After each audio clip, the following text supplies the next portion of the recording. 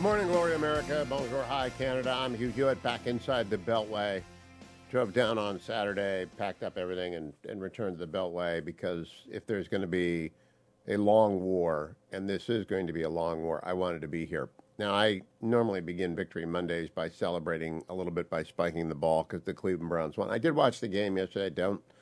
I haven't stopped doing other things besides obsessing about the massacre in Israel, but I am obsessed about the massacre in Israel and the fact that 199 families were notified yesterday by the Israeli Defense Forces that there are hostages from their family. And I don't know if it means 199 hostages. It would sound to me like there's got to be more than 199 hostages.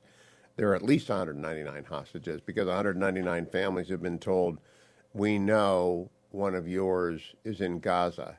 And along with Bethany Mandel, I keep thinking of the children particularly who are being held by terrorists. And I just keep them in your prayers. So I haven't really tweeted about much or talked about much other than the situation in Israel because it is really on the press. I'm very glad the Browns won. They never win a game like that.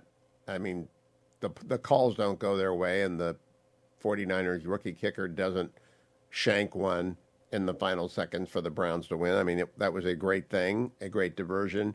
But immediately I come back and start reading about the looming war. And I do want you to know, Ynet reported this morning that the United States has stopped Israel from preemptively striking Hezbollah by the promise of support with the two aircraft carrier groups on the way there.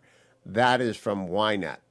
I don't know that Israel can put up with this much longer from the north because they're under a constant series of attacks, and a couple of Israelis have died and some have been wounded, and they've had to evacuate 2 clicks from the border, everyone, except people who have bomb shelters who are living in the bomb shelters because Hezbollah looks like it's on the verge of getting in, and Israel, of course, cannot allow them to get the first shot off, not unlike 1967 when Nasser said, we will destroy you, and the 1967 war, which I have only the faintest memory of, but have read Dr. Oren's book on, was the only successful surprise attack in recent history by ultimate success.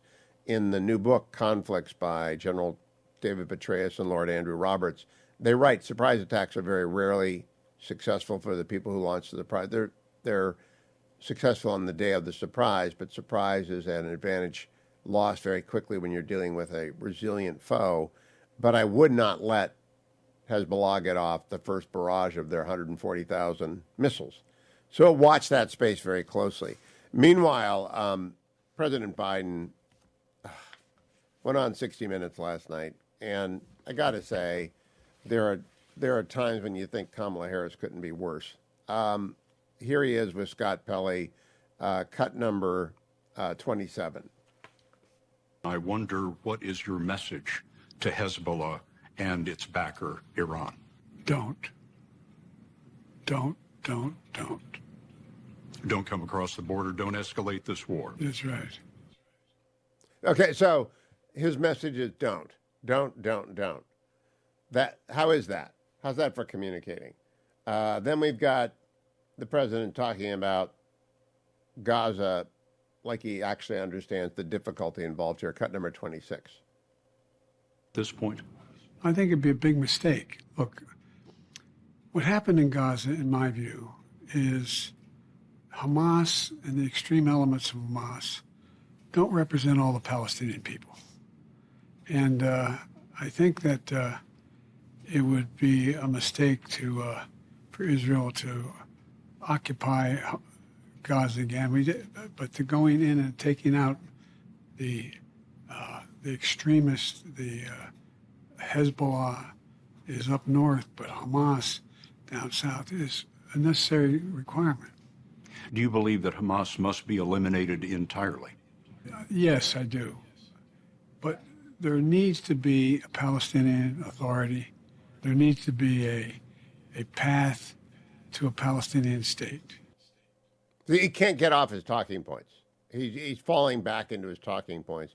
And some people who originally took calm and were calm after his speech Tuesday night and said it was a great speech are beginning to realize, in fact, there's a pressure campaign from the United States on Israel building already. They're saying they're 100% behind them, but the Biden administration is acting already to undercut them. This is the most disturbing thing of the Pele interview with 60 Minutes last night, cut 25. I don't want to get into classified information, but to be very blunt with you, there is no clear evidence of that. At this point, no evidence that Iran is behind any of this. Correct. Now, Iran constantly supports Hamas and Hezbollah. I don't mean that. But in terms of did they have foreknowledge? Did they help plan the attack? There's no evidence of that at this point. I don't believe that, and I have seen too many pieces of evidence to deny that. The president wants to believe it. And can I go back? I want to play again. Just listen very closely to what he says about extremist elements in Hamas. There is no extremist element in Hamas. It's like saying the extremist elements in ISIS, suggesting that there are reasonable elements in ISIS. There weren't, there aren't now with Hamas. Go back to 26. This point? I think it'd be a big mistake. Look, what happened in Gaza, in my view, is Hamas and the extreme elements of Hamas don't represent all the Palestinians. Hamas and the extreme elements of Hamas. But what extreme element? Do you see?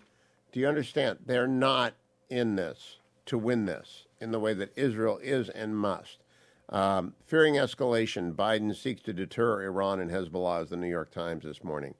The Biden administration has grown increasingly anxious in recent days that Israel's enemies may seek to widen the war with Hamas by opening new fronts, a move that could compel the United States to enter the conflict directly with its naval forces to defend its closest ally in the region.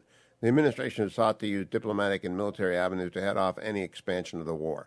The Pentagon dispatched a second aircraft carrier to the region over the weekend, along with additional land-based weapons, even as Washington and back-channel messages to Iran through intermediaries in Qatar, Oman, and China, warning against escalation.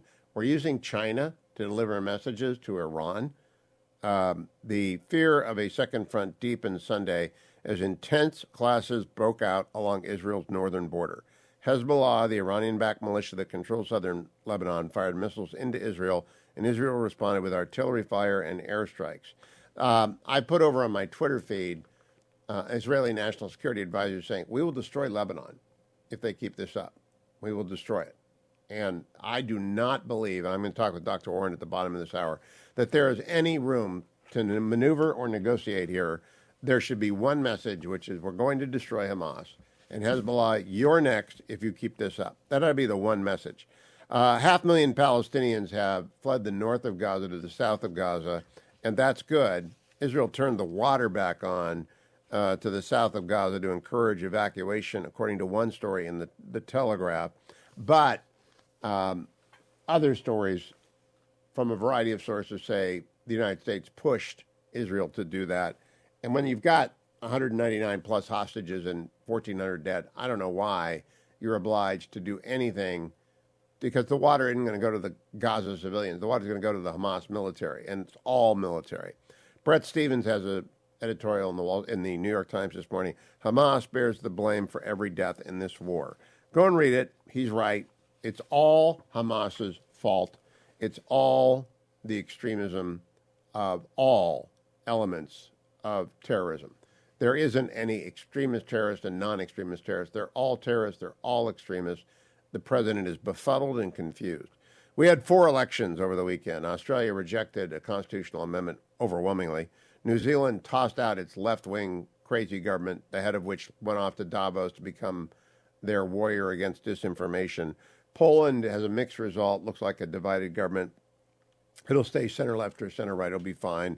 Ecuador tossed out their they tossed out their conservative, corrupt guy, and they put in a young businessman who's a conservative, so that was good. Suzanne Summers died yesterday at the age of 76. That was very sad. I got to meet her a couple of times. Good friends with Rick Grinnell, our former ambassador to Germany and acting director of national intelligence. And Jim Jordan should win the speakership tomorrow. That's a should, not a will, because I don't know what's going on in the caucus and in the conference, in the House GOP conference. I have no idea. But Jim Jordan is the candidate. He won the majority. He should get elected. We need a speaker, especially as it is possible that we could have a two-front war and Iran getting involved as well. We need a speaker. Jordan, Steve Scalise, I was behind Steve Scalise. I thought it was the knuckleheads that threw out McCarthy. are to be blamed for the chaos in the House at this moment of international crisis. We need a speaker. Jim Jordan's a good guy. I've known him a long time. He'll be fine. He gets along with everyone well. So vote for him. Moderate Republicans, allegedly 10 to 20 of them blocking it. Stop that. Get a speaker. This is a national security crisis, and we need a speaker. Stay tuned. I'll be right back, America. I'm Hugh Hewitt. Welcome back, America. I'm Hugh Hewitt. Dr. Michael Oren joins us from Israel. We've been relying on Dr. Oren for many, many years, former Israeli ambassador to the United States, former deputy minister in an earlier Netanyahu government, and author extraordinaire to bring us the good news, but in the best of times and now the worst of times to keep us up to date. Good morning, Dr. Oren. I have been unable to shake off the feeling of dread that I assume most Israelis are walking around with on a daily basis. What is generally just the mood in Israel today? You know, we're a week and a half into this war, Hugh, and the state of Israel, and I mean the state, the psychological state, has not moved beyond a week ago last Saturday. We're still there. Yep. And it keeps getting deeper, not less, because we just found out, whereas we thought we had maybe 100 plus hostages, now we're officially saying there are 199 hostages, and I've just heard that the number's probably higher. Yeah, that's how I led the show with that, too, because it's a gut punch.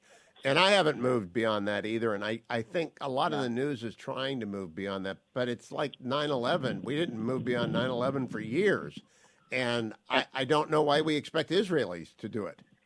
Wait, this is 9/11 writ 15 times. This is the equivalent of not 3,000 Americans being killed on 9/11, but 40,000 Americans being killed on 9/11, and many thousands taken hostage. You have 30 times our population, at least. So this is what it's like, and we all know people. Everyone knows everyone going to funerals, and I'd be sitting with people, and they get a phone call. The problem is that the bodies were so mutilated. That there's still hundreds of bodies that haven't been identified yet. So families are still finding out. I was just with somebody, a friend of mine, a psychologist, who found that one of his friend's daughters had just been identified among the bodies. So this is intensely personal and intensely traumatic. And on top of that, we're about to go to war in a big way. In a big way. Now, I want to turn to that. I was talking last night with the fetching Mrs. Hewitt about Ronit and Yossi. They were a couple of Israelis who lived in the United States 30 years ago, helped us with child care for a couple of years until their baby Roy was born. I assume Roy, at the age of 29, has been called up if he wasn't already on active duty. Yeah. And isn't everyone mobilized, basically? Yeah, about three. I have three people who assist me, all young men. They're all in the Army. They're all in combat units. Those who aren't in the Army, like me, have guilt complexes about it, really. And I'm working with a wonderful fund in New York that is that hires a great PR company, Javelin, to put me on newscasts. So I'm pretty much in the news from early evening to early morning every day. And I think I'm, doing what I can for the state of Israel, but I probably trade it all in to get back into uniform. Everyone feels this way. I have been amazed by the stories of the grandpa general who drove down, killed terrorists, and got his grandchildren. I know there's lots of heroism, but the 199 number is a gut punch.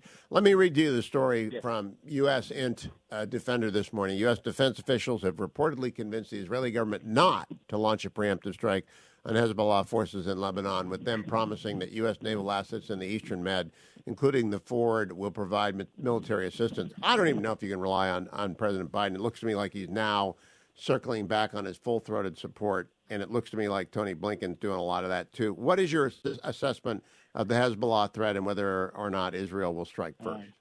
Well, first, yesterday, they also announced that Biden's going to visit here in the coming days. Which is going to be very interesting. I imagine he would land at another airport, not a major airport. He'd be flown like helicopter to Jerusalem. But his visit will also be greeted by an extra special barrage gifts of the people in Hamas. On Friday, I published an article in the Hebrew press. We have a leading paper. It's called Israel Hayom, Israel Today. And I suggested in this article that maybe we are attacking the wrong people. I wasn't time to talk about this. Hamas isn't going anywhere. Hamas is trapped. And we can continue to pound Hamas from the air, from the sea, from the ground. But the far greater threat is Hezbollah. Hezbollah has, if Hamas has 15,000 rockets, a lot. Hamas has 150,000 rockets. Many of them are accurate rockets.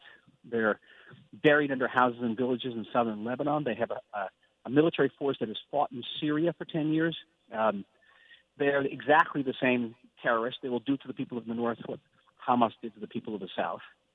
And that now we have some measure of international backing. Now we have these aircraft carriers off our coast. Maybe we should focus our attention on Hezbollah, because eventually these people are going to attack us anyway. And what's going to happen is if we go into Lebanon, if we go into Gaza, and it looks like we're going to conquer Gaza and defeat Hamas, because it would be very difficult to me imagine that Hezbollah will sit there quietly. And they're already not. They've already killed 4 of our soldiers with mortar barrages. So this has caused a bit of a ruffle here. I wanted to get people to think about this. And to a certain degree, that's been a discussion here now. Well, the National Security Cabinet meets tonight. The 3-person Gallant, Gantz, and Netanyahu. Do you think they're actively considering that? Because it seems to me that would be rational. And when Marshall sat down with FDR and they sat down with Churchill and they just said, we'll get to Japan. We'll fight some on Japan, but we're going to take out the Nazis first. It's that kind of decision, isn't it? It's what Ben Gurion did in 1948, where we were attacked by all different directions. He said, first we liberate Jerusalem, then we liberate the Galilee, and then we turn to the Negev, to the south, where the Egyptian army was. Because the Egyptian army wasn't going anywhere. And it basically was hunkering down in the Negev. And Ben Gurion won. We were at the stake because of that. He did triage. And, we are at maximum mobilization here. We've got 360,000 reservists called up. That's in addition to a standing army. It's probably about 100, 125,000. This is an army as big as the army sent into Iraq in 2003. Huge. But we cannot remain at this level indefinitely. These are the most productive people in the Israeli society, young women and men. It's our high-tech sector. Right now we have tourism. We can't remain like this forever. And you can't do this every Tuesday. So if we have this massive force at our disposal, why not think about getting rid of a threat which eventually is going to be used against us? And we can't. It's a sword of Damocles over our heads, and I think we have to address it. And Iran has threatened to get involved as well. And I still, we can't get President Biden to stipulate that Iran was involved in the Hamas attack. And I do not Tony believe... Blinken has said something, I think. I mean, they're into it. Biden's speech did not have the word Iran in it. Many people noted that here, even though it was an extraordinary speech. Now I think they're coming around to it. And I think the big question here is, will people asking here, will Biden pull the trigger? And I think he will. I don't think he's moved up these huge assets, the Eisenhower, the Ford, and the combat groups around them, just for show. I don't think he'll put boots on the ground, but he could definitely use the air power. He could use the missile power. I've been on these aircraft carriers. They pack a wallop that you can't believe. They're an army unto themselves. And it's also 5,000 sailors on one of them. And so Hezbollah has the ability to strike that missile. This is why I want American politics to get itself sorted out and get a speaker, because we're on the cusp of this. I want to go back to the hostages, Dr. Oren. 199. Yes. Many of them are babies, right? Children. Has Hamas communicated? Holocaust survivors. I just came from visiting one of these families. I just came right now, getting these hot off the. Oh my gosh! I'm completely devastated emotionally by this. Well, and has Hamas said anything about them? Have they communicated? Because they could surrender the hostages. They could de-escalate if they wanted to. Yeah, they are going to use the hostages the way they use their own civilian population, which is as human shields. And so the hostages are another level of human shield. Have they released any videos of them in Hebrew media? I just can't read it. I just want to know, is there any news of them at all? Right.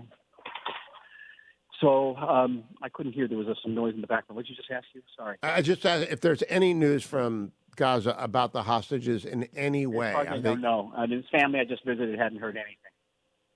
It's just torture. As far as I know, they won't even list. They're putting together lists of people who saw them in the hospital or saw them somewhere or saw them being taken away. I look at my kids, I look at my grandkids, and think, what if? What would I do in that situation? Because I'm sure you've been down in those regions before. Let me close this way, Dr. Oren, in terms of what what the world is doing.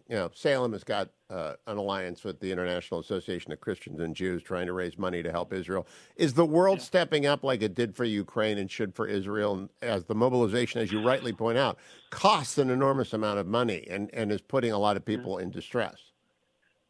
Well, I think communities are. I don't think we're getting assistance from governments the way Ukraine did. And my biggest concern right now is someone who's dealing with the foreign press is that the narrative has changed. Yes, it is. And it started with the Europeans, of course, and it's working its way into the United States. I had some. If you look at, I was just on CBS Sunday Morning, and take a look at what they did.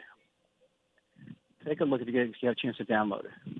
So well, I listened to Margaret Brennan quizzing Ron DeSantis yesterday, and the questions imply that Israel is acting without restraint. It's crazy. It's about Palestinian suffering now. Yes. And in some of these interviews I'm doing, they don't even recall our suffering. So that narrative's changing, and that I always say that our enemies don't have a military strategy; they have a military tactic that serves a media, a diplomatic, and legal strategy. Okay, so what do they want to do? Hamas wants to create this narrative of Palestinian suffering. Israelis are disproportionate and cruel. That then becomes protests in the streets of Europe. That then becomes pressure in the Security Council. And the Security Council imposes a ceasefire before we have a chance to actually get at Hamas. That's what Hamas wants. That's their shield. It's been 9 days. And it works very well. I just can't even believe it because it's been 9 days since they slaughtered 1,400 people and kidnapped 200. And 9 days. And people are putting pressure on Israel. So good luck to you. And thank you. Stick with us. We appreciate your of course, very, of very course. much. Talk to you soon. Dr. Michael Oren from Tel Aviv this morning. Morning glory, America. Bonjour, hi, Canada. I'm Hugh Hewitt inside the Beltway. Andrew McCarthy wrote a piece this weekend for the New York Post on proportionality. And since it is so widely used and so wrongly misunderstood, I asked him to join me, and he does. Good morning, Andy. Thank you for coming on. Hugh, it's my pleasure. Proportionality is a rule of reason, not of surrender. That's a fine closing line in your essay. Would you tell people why we're even talking about this and then explain what it is? Because I do know a little bit about this. I don't like to do criminal defense, but I do know a little bit about the law of war. And I don't think anyone but you has gotten it right. Yeah, well, I think, Hugh, the reason for that is that this has been a bugaboo of mine since after 9/11, because what we're hearing this weekend is precisely the same thing that we heard beginning when we finally, after the 9/11 attacks, recognized that the struggle we were in was more of a national security and military challenge than a courtroom situation. And, of course, the response then was that we were being disproportionate in our military response in Afghanistan and later Iraq. And to hear the left tell it, and it's not just the left, it's Islamists and leftists combined, but to hear them tell it, what the laws of war which contain the principle of proportionality, to hear them tell it is like a tit-for-tat thing, so that the aggressor gets to determine how much response is appropriate by the responding military force, and can kind of cap the military response in a kind of like an eye for an eye sort of way. And that's not what proportionality means at all. What proportionality means is that a military commander is supposed to single out legitimate military objectives. And when you're deciding what force to use in hitting a military objective, you are supposed to try to minimize civilian casualties.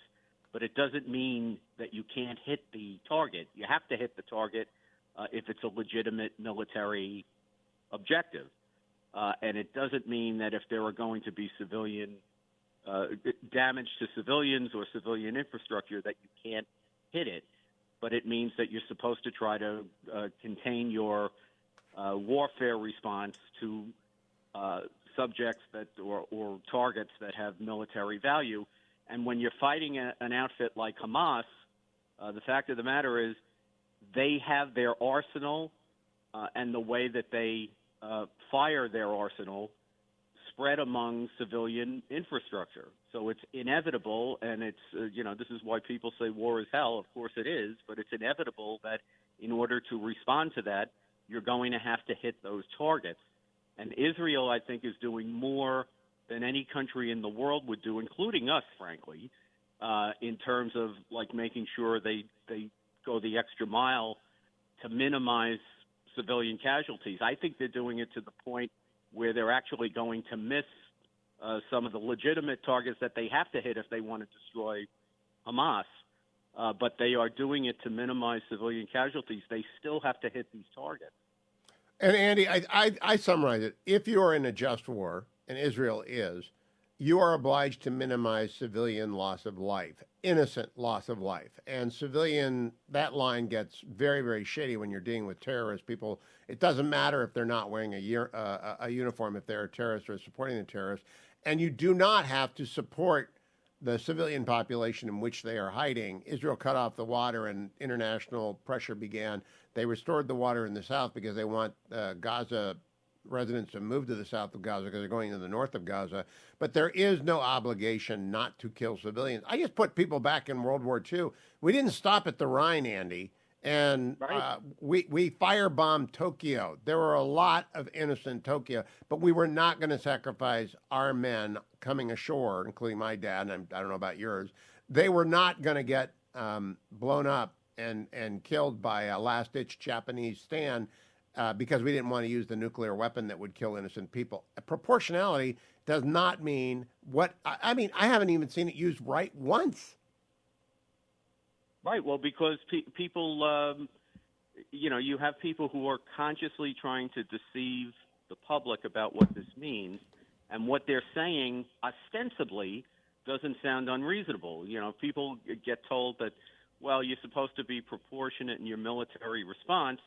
If you're not somebody who is steeped in the laws of war, you can be duped into believing what that means is that when one side has offensive operations against the other in response can't overdo it. That may make sense to people, at least, on a certain surface level. But if you think about it in terms of common sense, the laws of war are not aimed at having a stalemate where a military force that could win has its hands tied by some goofy concept that says that you can't do more than the enemy has done. Now, this really took root because of droning, right? Obama got heat for droning people. And ever since then, the left has been against the idea that you might kill an innocent civilian in the course of prosecuting a war. And I remember Abbey Gate, they did not take the shot at the suicide bomber because they were afraid they were wrong. It does paralyze militaries, and Israel refuses to be paralyzed, Andy. Well, yeah, but they're also being very humanitarian and reasonable. Very. Yep. But in the end, I think what you're saying is, and I couldn't agree with this more. They are doing this at some compromise to the combat effectiveness that the laws of war would allow them to have, which they feel like they have to do for both public consumption and because, frankly, we have a leftist administration in Washington, which is giving them, I think, behind the scenes, a very hard time. The mere fact that we haven't had this ground operation really begin in earnest yet is an indication to me that there's a lot going on behind the scenes where, our government may be saying some of the right things publicly, but, this idea behind the scenes that they can't go in until there's a satisfactory corridor that's opened up so that people can get out, which would inevitably mean Hamas jihadists can also get out, is insane. But I do think they need our support, and they're being squeezed behind the scenes. I think you're right. In fact, there's a story in Ynet this morning of Israel that we have dissuaded Israel from a preemptive strike on Hezbollah and have sent the carrier strike groups there as sort of a comfy blanket, a security blanket. But we haven't committed to using the force, Andy. I don't think President Biden is doing what he needs to do to deter Hezbollah in Iran at this point. Do you? Well, no. I think we're giving them material support. I mean, they're out there saying, we're not sure that Iran really had anything to do with this. And this is like the old Washington game. They can't acknowledge that, the truth that's plain in front of everybody's face, because if they acknowledge it, then they have to do something about it, which they don't want to do.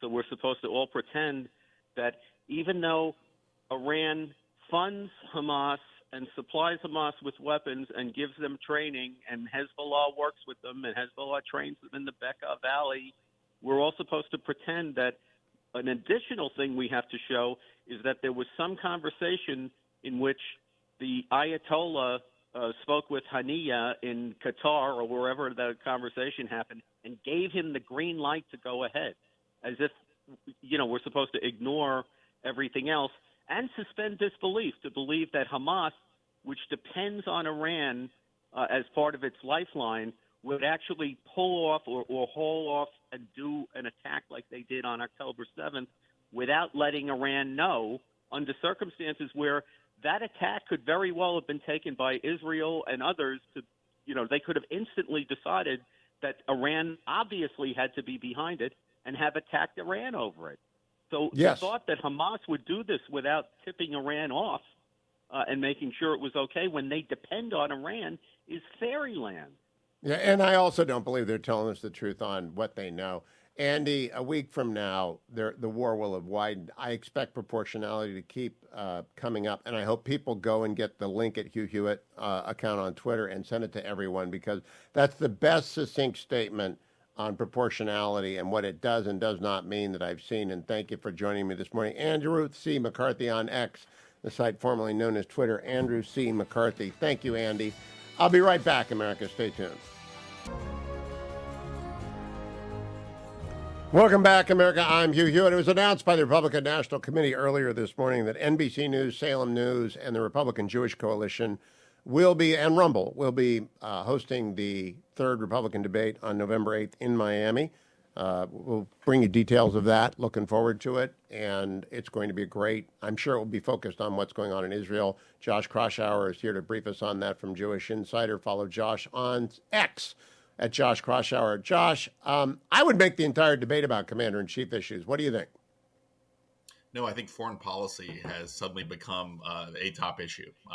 Look, we've had debates already about national security, but Hugh, there's a clear dividing line between many of the Republican candidates, folks like Nikki Haley with significant diplomatic and national security experience. Ron DeSantis has been going on offense, attacking Donald Trump for making some comments about Hezbollah being smart and attacking Bibi Netanyahu.